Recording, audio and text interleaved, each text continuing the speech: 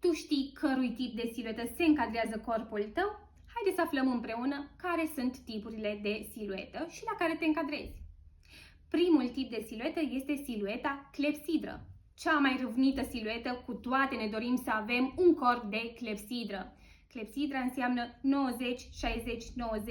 Asta înseamnă că pieptul și șoldurile sunt frumos pronunțate, nu foarte puternic, dar suficient încât să exprimăm o siluetă de clepsidră. Un alt tip de siluetă este silueta tip pară. Silueta pară înseamnă că pieptul este mai micuț, dar șoldurile sunt mai pronunțate. Un al treilea tip de siluetă este silueta tip triunghi. La silueta triunghi înseamnă că ai umerii împreună cu pieptul mai pronunțate, iar șoldurile sunt mai înguste sau chiar lipsesc. Iar ultimul tip de siluetă este silueta tip măr.